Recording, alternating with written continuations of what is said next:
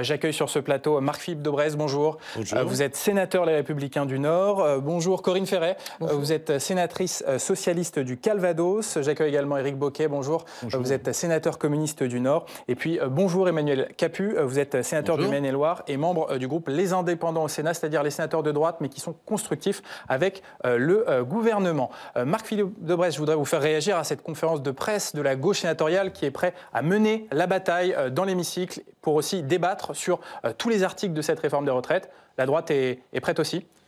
Écoutez, j'ai longuement écouté, puisque ça a duré 20 minutes, la conférence de presse de nos collègues de gauche. Sur la forme, je me réjouis que la gauche plus rien redevienne la gauche plurielle au Sénat. Parce que si on veut éviter une caricature de la démocratie et que les extrêmes de gauche comme de droite ne prennent l'ascendant avec les députés zébulons qu'on a vu s'exprimer récemment, il faut qu'on débatte projet contre projet. Et je trouve les choses tout à fait légitimes. J'ai toujours respecté les convictions de mes collègues de gauche, qui d'ailleurs ont respecté les nôtres. Et donc nous allons débattre projet contre projet. C'est sûr que ce sont deux projets fondamentalement différents. Ça, c'est sur la forme. Et on a un débat qui va se dérouler, qui est effectivement corseté parce que c'est un débat financier de plan de financement de la sécurité sociale. Donc 11 jours pour débattre. Ce qui fait que la commission n'émet pas de vote et qu'on présente tous les amendements en séance parce que c'est la règle constitutionnelle. C'est pas parce que les collègues de droite ou du centre ont eu peur de voter le texte de la commission. C'est parce que c'est la règle ici. Bon. Et puis nous utiliserons, le cas échéant, tous les outils nécessaires, mais vous êtes au Sénat. Donc généralement au Sénat, le débat se déroule de manière respectueuse et c'est normal, et c'est très bien s'il y a des motions référendaires, qu'on puisse exposer les choses, les avis pour et les avis contre. Sur le fond, quel est le sujet ? Il y a un double sujet. Est-ce que cette réforme est nécessaire ? Est-ce qu'elle est juste ? Est-ce qu'elle est nécessaire ? C'est là où nous divergeons. J'ai entendu ce que dit Patrick Kanner. Nous disons qu'elle est nécessaire pour une raison simple. Ce n'est pas le problème de la dérive des dépenses, c'est le problème de la dérive des recettes. Et tout le monde sait bien, ce n'est pas d'aujourd'hui, ça fait d'ailleurs plus de 20 ans, même encore plus, qu'il y a de moins en moins d'actifs pour financer les retraites de la génération qui suit, puisque c'est ça le régime par répartition, c'est la génération qui précède, qui finance les retraites de la génération qui suit. Et si ça continue comme ça, toutes les courbes le montrent, on ne pourra pas financer la retraite de nos enfants et de nos petits-enfants. Donc elle est nécessaire. Et nous disons, il faut s'attaquer à la cause. Quand je dis nous, c'est pas le gouvernement, mon collègue s'exprimera. Nous disons, la cause, elle est une absence de politique familiale. C'est-à-dire que depuis des années, comme en particulier sous M. Hollande, on a sabordé la politique familiale, nous avons un taux de fécondité qui est de moins en moins fort, et nous avons donc de moins en moins de naissances sur notre territoire, ce qui fait que ça aggrave ce déficit entre ceux qui financent et ceux qui vont toucher des pensions. Donc nous allons porter des amendements très forts qui vont au-delà du texte du gouvernement pour les mères de famille parce que ça nous semble essentiel dans le débat. Et on va justement évoquera plus tard dans l'émission tous les amendements de la droite. Je finis la démonstration puisqu'on a eu un peu de temps pour écouter celle de nos collègues. Deuxième chose, évidemment qu'il y a un sujet des carrières longues et donc c'est la réforme, est-elle juste ? Évidemment qu'il y a un sujet, nous disons, et nous avons dit à l'Assemblée nationale, dans l'état actuel des choses, elle n'est pas juste pour les mères des familles, dans le texte qui a été présenté, elle n'est pas juste pour les carrières longues, elle n'est pas suffisamment juste pour la pénibilité, et donc nous voulons améliorer le texte. Ça a été la confusion la plus totale et ils n'ont pas pu s'exprimer. Je me réjouis que Patrick Kanner dit on veut que l'article 7, il y a 20 articles, il n'y en a pas que 7, hein. Bon, que l'article 7 soit voté, très bien, qu'il y ait un scrutin sur public. Le report à 64 ans, public, très bien. Moi je vais vous dire, j'ai tranquillement voté l'article 7. Parce que nous, ça fait des années que nous défendons avec nos collègues centristes le fait qu'il va falloir quand même reculer l'âge de la retraite et que les 60 ans de M. Mitterrand, nous le payons très cher aujourd'hui. Et que dans tous les autres pays européens, ça se passe comme ça. Mais pour autant, nous disons elle n'est pas assez juste. Donc on reviendra sur les carrières longues, on reviendra sur les pensions de reversion pour les enfants handicapés, on reviendra sur toute une série de personnes qui sont en invalidité et qui, elles, de notre point de vue, peuvent continuer à prendre leur retraite à partir de 60 ans et non pas de repousser ça à 62 ans, c'est-à-dire tous les accidentés de la vie. Et puis, on aura sans doute un débat sur les régimes spéciaux, j'ai entendu parler de ça. J'entends bien que... Ce sera l'article 1. J'entends bien que 3 Français sur 4 dans les sondages aujourd'hui sont opposés à la réforme qu'on leur a présentée avec une communication déplorable, mais j'entends aussi qu'à peu près 2 Français sur 3 sont opposés à ce qu'on garde les régimes spéciaux parce qu'ils estiment ça injuste. Donc il faudra parler de tous ces sujets. Vous pouvez compter sur la droite et sur l'Union centriste puisque nous sommes d'accord sur le texte auquel nous voulons aboutir. Et donc, vous verrez qu'au bout du bout, eh ben, nous voterons un texte qui sera celui du Sénat, largement amélioré. Et nous aurons le débat avec nos collègues. Et je ne doute pas qu'il se passera pacifiquement et dans le respect des uns et des autres, puisque nous n'avons ni insoumis, ni extrême droite au Sénat, ce qui est quand même une garantie de sérénité dans les débats. Effectivement, il y aura une autre ambiance au Sénat par rapport à l'Assemblée nationale. Emmanuel Capus, on a entendu la gauche sénatoriale dénoncer un débat tronqué, un coup de force contre le Parlement, avec ces conditions de débat limitées, 11 jours seulement pour évoquer quand même un sujet qui est majeur pour l'avenir de la société française. Emmanuel Capus, est-ce que vous considérez que vous avez des bonnes conditions là pour débattre au Sénat de cette réforme ? Déjà, je me réjouis d'entendre Éliane Assassi dire qu'elle va voter l'article 7. Je pense que c'était effectivement aussi la pensée de Patrick Kanner. Donc ça veut dire que normalement, on devrait avoir des débats à peu près sereins jusqu'à l'article 7, ce qui me paraît tout à fait la tradition du Sénat. Et ça veut dire aussi que je pense que la gauche a compris l'image déplorable qu'elle a donnée à l'Assemblée nationale et le caractère totalement contre-productif pour elle de ces comportements inacceptables qui ont eu lieu à l'Assemblée nationale. Après, en revanche, je suis un peu plus inquiet quand on entend effectivement le terme coup de force qui a été aussi utilisé par Madame Assassi, et sur le fait que, à contrario, ça veut dire qu'après l'article 7, si on comprend bien, il peut y avoir de l'obstruction, puisqu'elle dit que le texte ne pourrait ne pas être voté. Moi, je pense qu'il faut évidemment non seulement qu'on vote l'article 7, je voterai l'article 7 sans aucune difficulté et sans aucune ambiguïté, parce que c'est le réel, en fait. Vous avez des gens qui vous parlent d'une société imaginée, fictive. La vraie vie, c'est que on est le pays où le taux l'âge de départ à la retraite est le plus bas d'Europe et où on a l'espérance de vie qui a le plus augmenté. Donc, il me semble que la vraie vie, c'est de tenir compte de la durée d'espérance de vie et d'adapter le système qui a malheureusement, effectivement, été mis en place par François Mitterrand pour des raisons de calcul électoral à l'époque, adapté à la durée de vie comme tous nos voisins européens. Et alors, moi, je suis aussi un peu inquiet quand j'entends Patrick Kanner, parce qu'il nous dit que la réforme n'est pas juste et qu'elle n'est pas utile. La véritable injustice, ça serait de ne pas faire la réforme pour les générations futures qui seraient privées d'une retraite par répartition. Et je suis également inquiet quand il nous dit qu'elle n'est pas utile, parce que là, on voit bien que ce sont les travers d'une certaine partie des opposants à l'Assemblée nationale qui disent « après moi le déluge, c'est pas utile, il y a pas... » Et c'est pas le discours de tous les syndicats. Moi, j'entends la CFDT, elle dit pas que la réforme est inutile. Elle dit qu'elle n'est pas... c'est pas la bonne réforme, mais elle dit pas que la réforme, elle est inutile.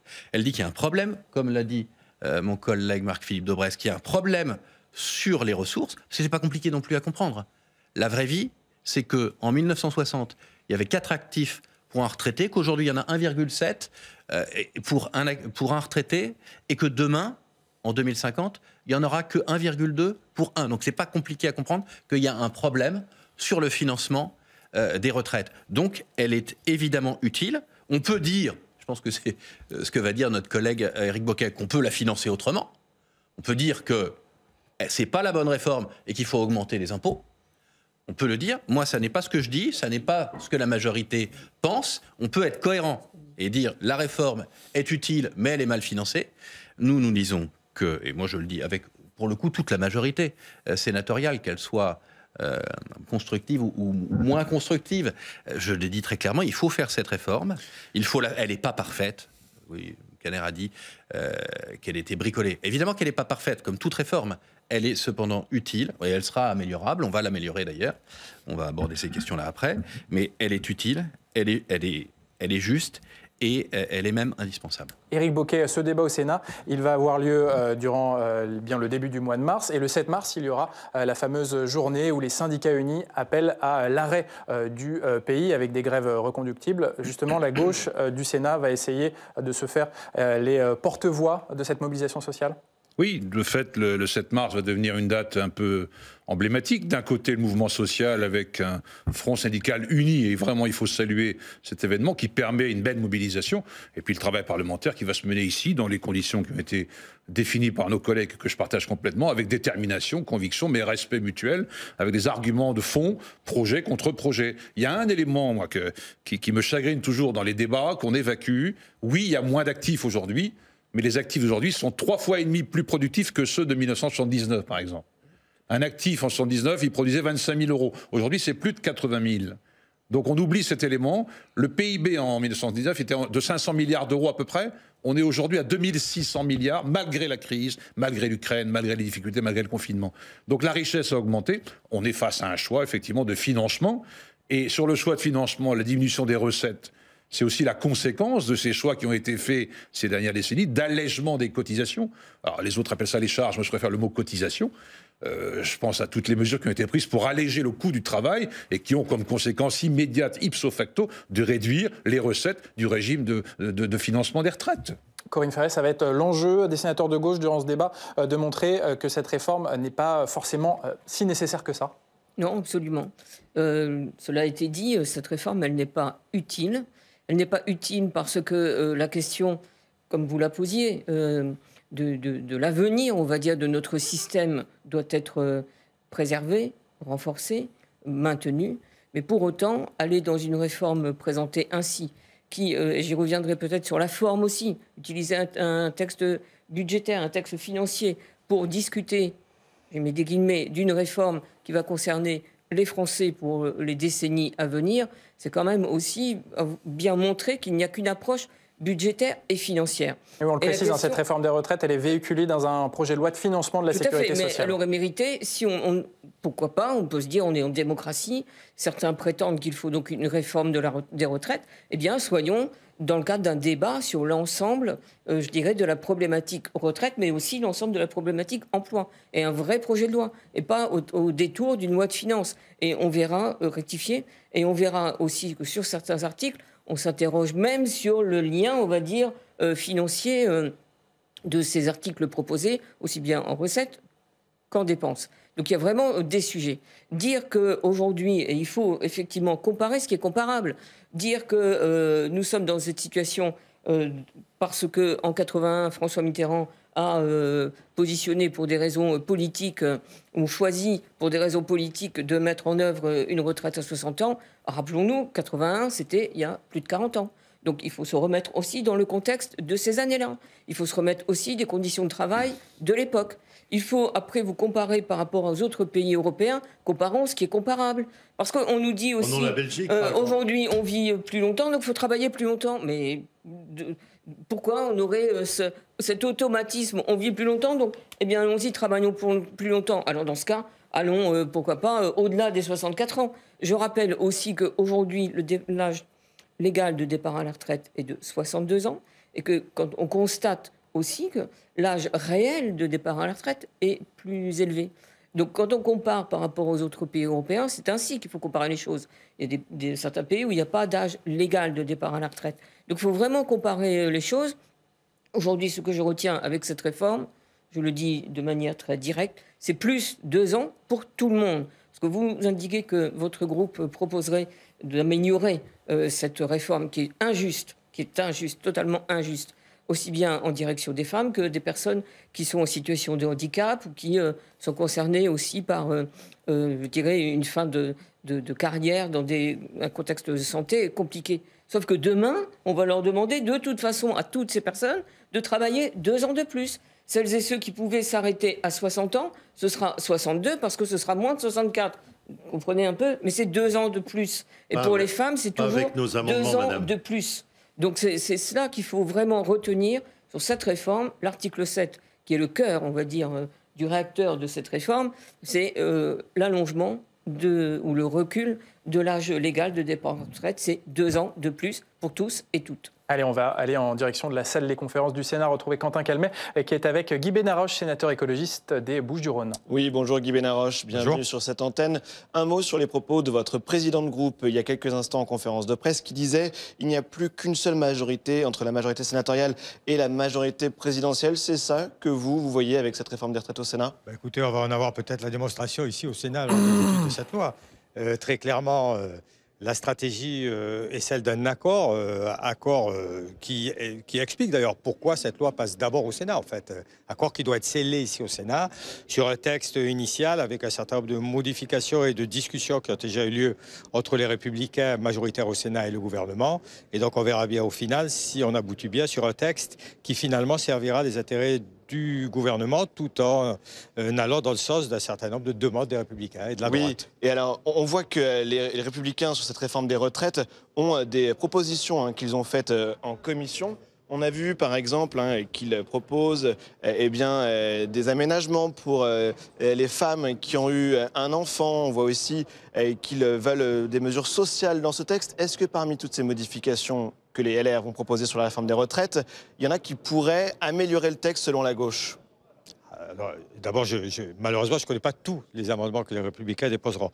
D'une manière générale, par rapport à ce texte, en fait, le principal reproche au départ, effectivement, est d'avoir deux éléments essentiels qui ne tiennent absolument pas compte du contexte du monde du travail aujourd'hui, ni même de l'évolution du travail dans notre société aujourd'hui, qui sont celles basées sur des chiffres qui ne sont absolument pas prouvés, de l'allongement des cotisations et du report de l'âge légal de retraite. Sur ces deux points primordiaux importants qui déterminent tout le reste, bien entendu que nous ne serons jamais d'accord. Je n'ai pas entendu que la droite remettait ces points en cause. Au contraire, j'ai l'impression qu'ils auraient fait encore pire, si je peux m'exprimer ainsi. Et merci pour cette réaction au micro de Public Sénat. Et on sera bien entendu tout cela dès 14h30 demain dans l'hémicycle, Alex. Merci beaucoup Quentin. Alors on a abordé la stratégie de la gauche, on va maintenant parler de la stratégie de la droite sénatoriale qui a fortement inspiré cette réforme des retraites du gouvernement. Mais les sénateurs de la droite et du centre veulent quand même apporter des modifications à ce texte et on a un premier aperçu de ces modifications dans ce qui a été proposé par la Commission des affaires sociales hier sur cette réforme des retraites. On fait le point avec Reda Emrabit. Du Palais Bourbon au Palais du Luxembourg, la version Sénat de cette réforme des retraites diffère assez peu de celle présentée à l'Assemblée. La Commission des affaires sociales a validé la retraite à 64 ans. Pas de réel changement sur le fond. Les rapporteurs ont apporté des modifications sur des marqueurs précis.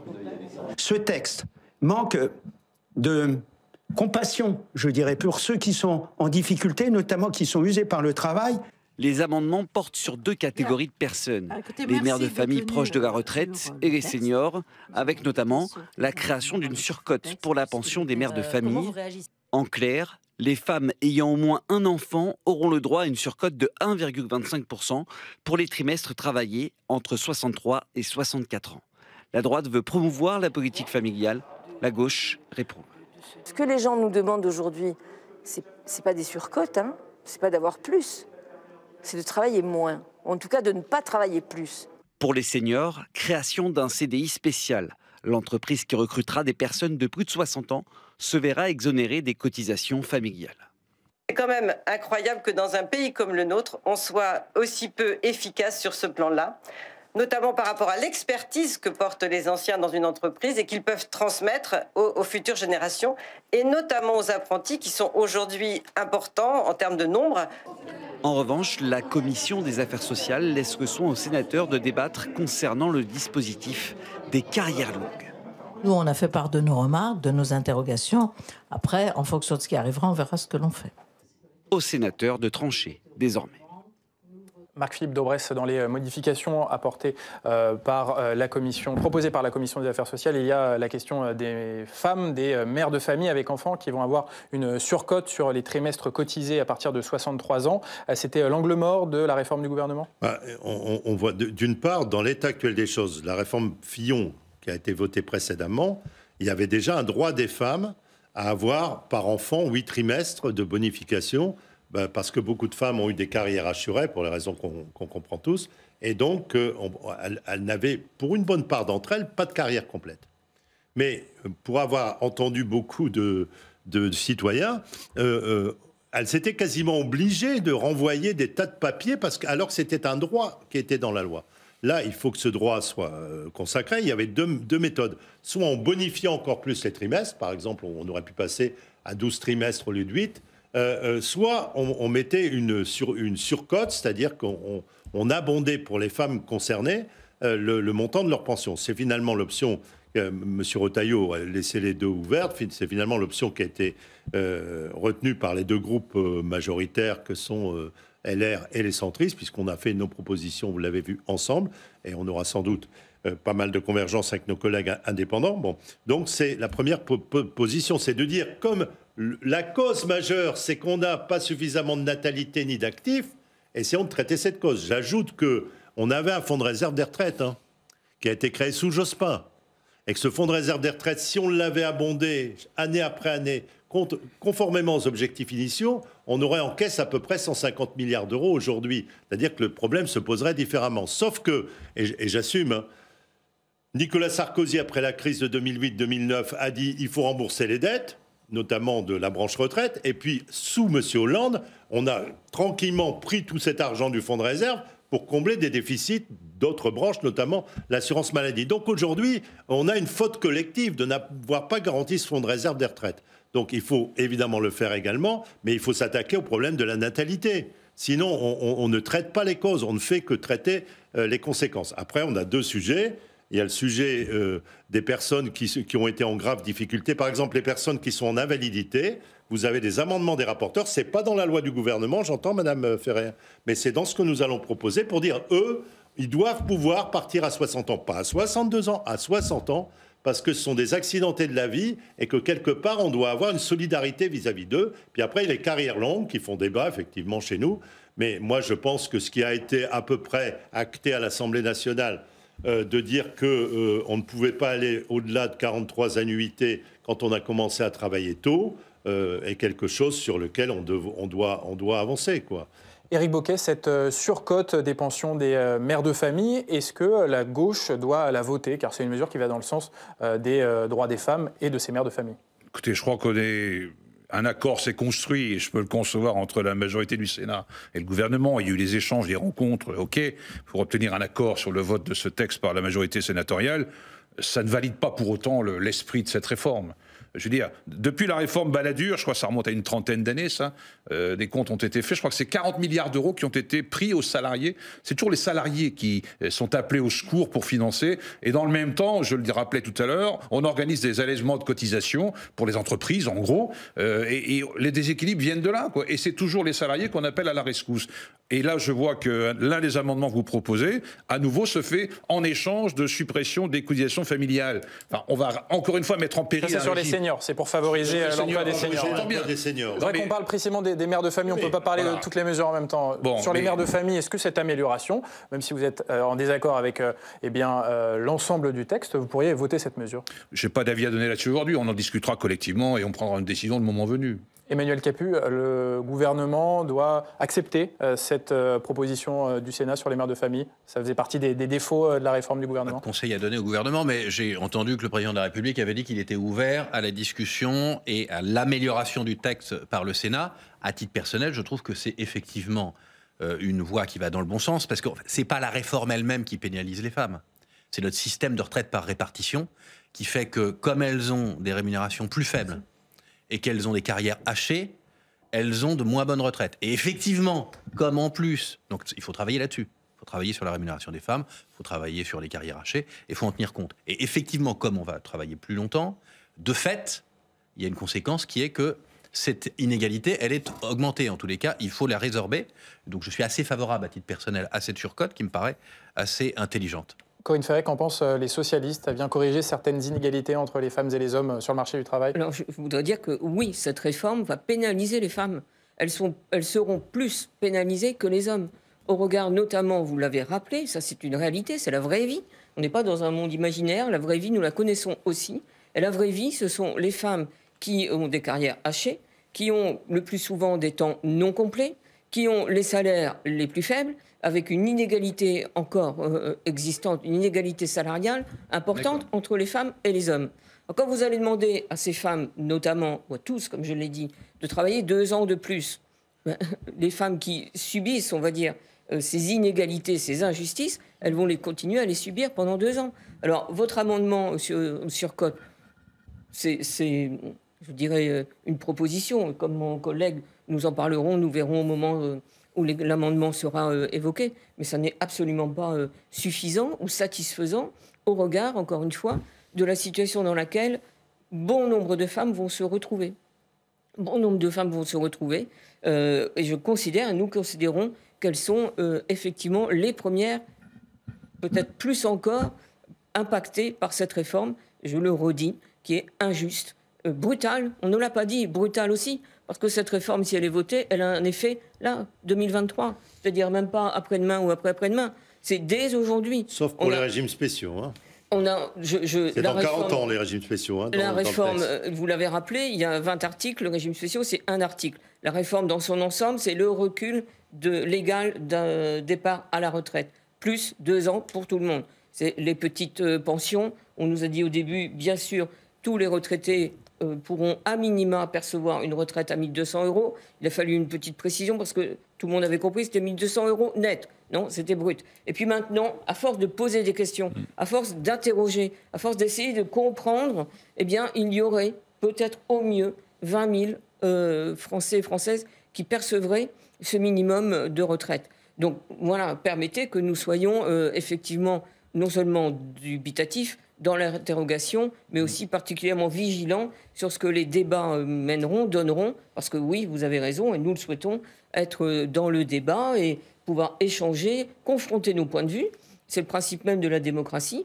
Et puis, on avance. Mais nous sommes là, nous remplirons pleinement, je dirais, notre rôle de parlementaire, de sénateur, comme nous le faisons sur tous les textes, mais sur une réforme aussi importante pour nos concitoyens. Croyez bien que nous avons beaucoup de choses à dire. Jusqu'à l'article 7, vous l'avez évoqué, je l'ai dit, c'est le cœur. Mais après aussi, il y a d'autres articles qui sont extrêmement importants. Faites pas de souci, elle sera votée, la question de la pénibilité, entre autres, il y a beaucoup de choses à dire. On pourrait y revenir sur un autre débat. Un débat plus long, pardon, pas sur un autre débat. Aujourd'hui, on est dans un temps compté, limité. Ça, je le dénonce comme mes collègues l'ont dénoncé.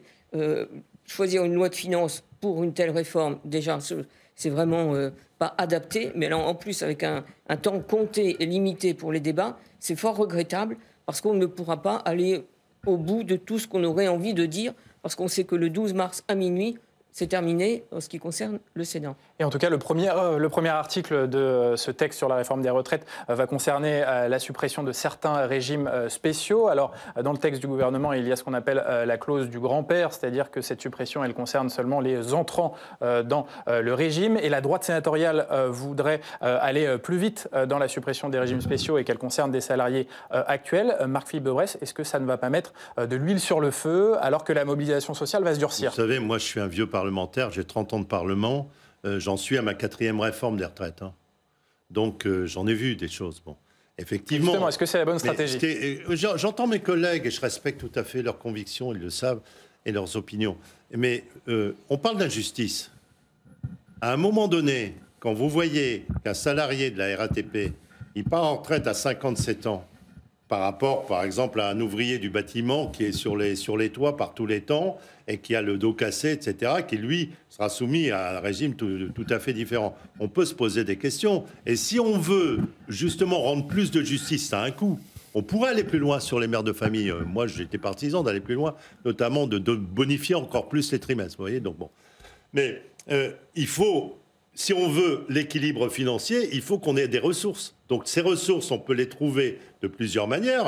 Éric Bocquet, il a des idées, des solutions, que je respecte. Hein. Éric Bocquet, moi j'ai été le rapporteur de la loi RSA qui a fait passer à la majorité de droite une taxe de 1,1% sur les produits du capital. Hein, donc je ne suis pas bloqué sur ces sujets-là. Mais par ailleurs, il faut quand même que des personnes qui ont aujourd'hui un système très favorable... Pourquoi un salarié de la RATP, il part à 57 ans et qu'un conducteur d'autobus à Lille, il part pas à 57 ans, qu'on m'explique? Donc, il faut quand même remettre un peu plus de justice, pas seulement dans un seul sens, hein, on est bien d'accord, mais sur les carrières longues, sur la pénibilité, sur les mères de famille, pour moi, ce sont les 3 priorités. Et aussi, mais je pense qu'on est en phase avec la gauche là-dessus, sur le problème des personnes handicapées et des enfants handicapés. Hein. Donc, vous voyez, il y a quand même quelques sujets majeurs, mais encore faut-il les financer, sinon la réforme... sera peut-être plus juste, mais elle deviendra inutile parce qu'on n'aura pas rempli l'objectif de l'équilibre. Pour conclure, un dernier mot de la gauche de ce plateau, Éric Bocquet.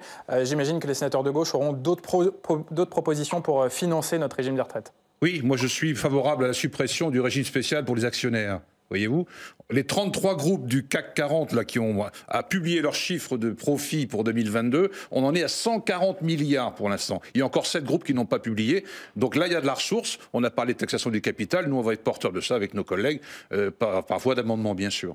Merci beaucoup à tous les quatre d'avoir participé à cette émission. Alors que demain commence le débat dans l'hémicycle du Sénat sur la réforme des retraites. Ce sera à suivre dès 14h en direct sur Public Sénat.